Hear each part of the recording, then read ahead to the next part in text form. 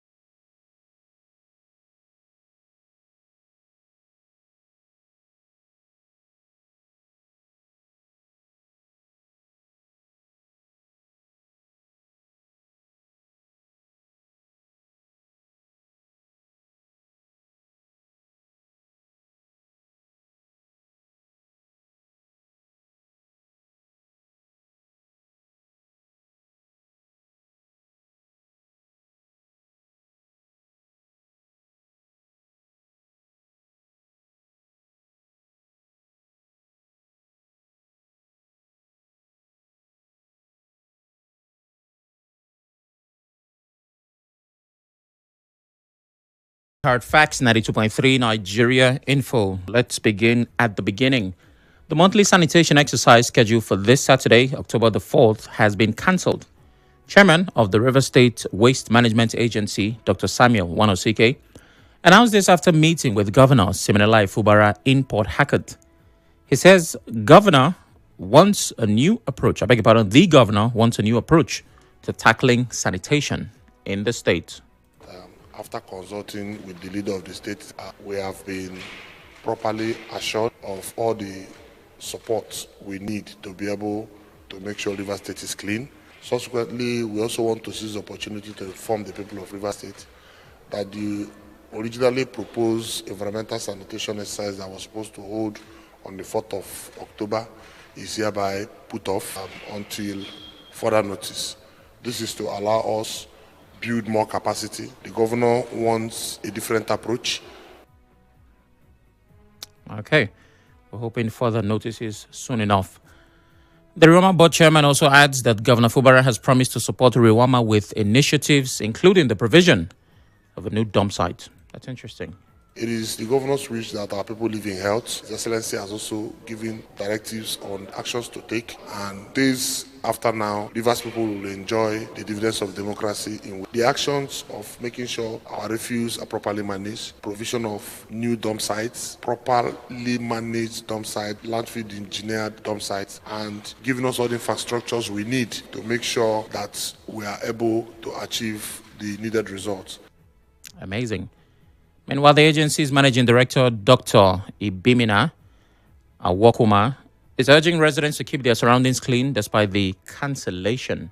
The fact that the environmental sanitation exercise following the advice of His Excellency has been put off for the 4th of October, pending when better arrangements have been made, does not mean that we should go and sleep. Sanitation is everyday exercise. So we urge each and every one that while we are not observing the exercise, you can still observe it in your homes. We advise you to still make sure that your refuse are properly bagged. Dumping of waste on the median and on the drainages are still prohibited, whether we are observing the sanitation or not. They're the receptacles.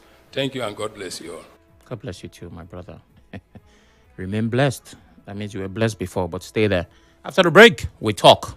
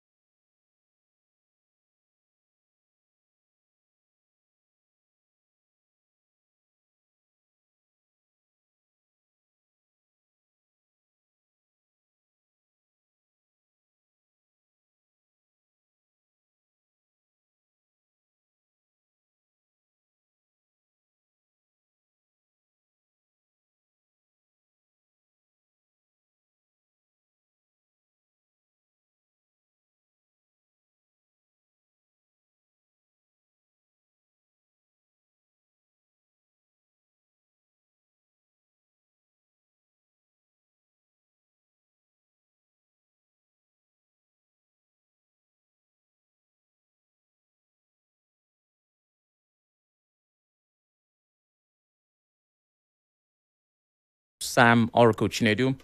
All right, so the first headline before the break was that the Rivers State government has cancelled the monthly sanitation exercise. It doesn't mean, like the other respondents said, that the exercise of cleaning your environment will not hold. That means it's now personal responsibility. But a statewide exercise in the manner and nature that the state likes to organize that will not hold. And so we've heard from the Riwama board chairman that the governor has said till further notice he's looking to re-strategize. He promised to support Riwama. And when things are ready... Hold on.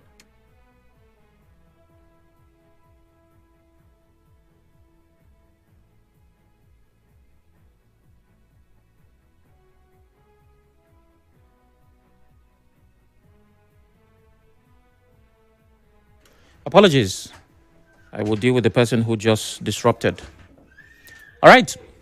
So, hopefully, maybe it will return, maybe it will not.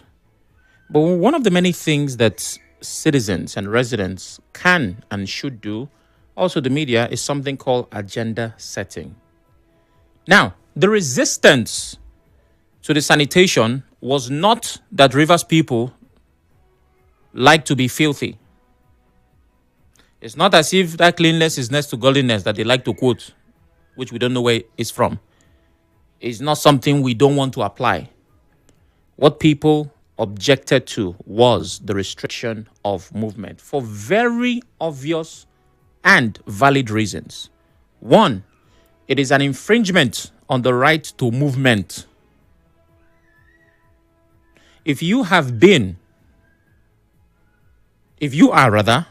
a father, that means you have kids. And if you are fortunate enough to be around when your wife got into labor, I say, honey, it's time. You hurriedly put her inside the car, put all the baby things. You guys have prepared for this moment. Now, it does not have a schedule. The baby doesn't tell you, I'll come on Friday evening or Wednesday afternoon. That could happen to you on a Saturday morning. Now, imagine that Riwama had said no movement because we want to keep River State clean. And somebody has an emergency that requires that they move. I'm sure you can see where I'm going with this. Beyond this example, there are lots of reasons why it does not make sense to hold people back simply because you want to clean the state.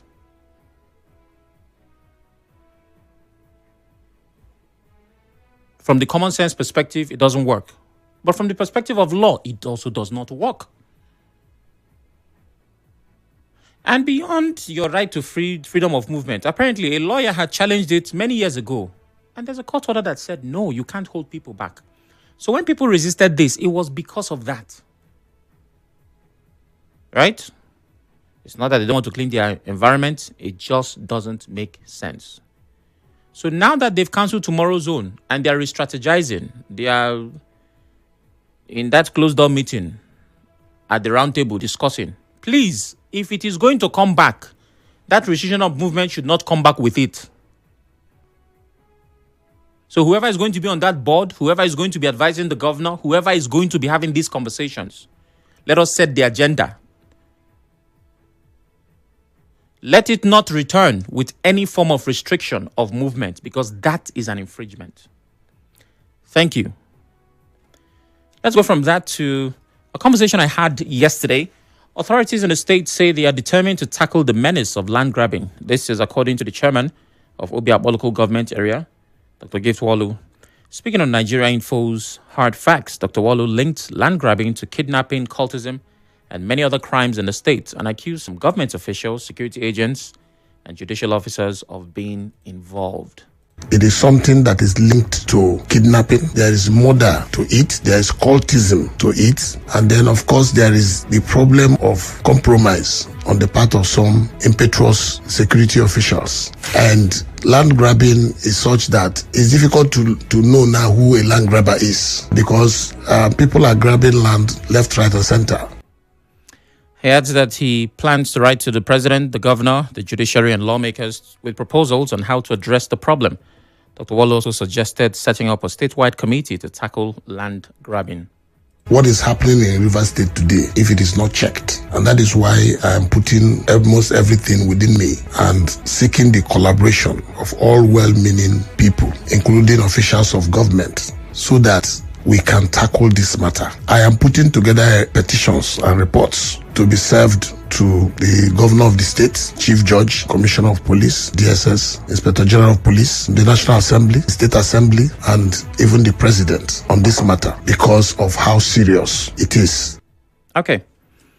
So we had the conversation yesterday, but whether or not you were a part of it, I'm certain that you can deduce that land grabbing is a scourge, right? And just like the chairman of Obio said, it comes from many crimes and it leads to many other crimes.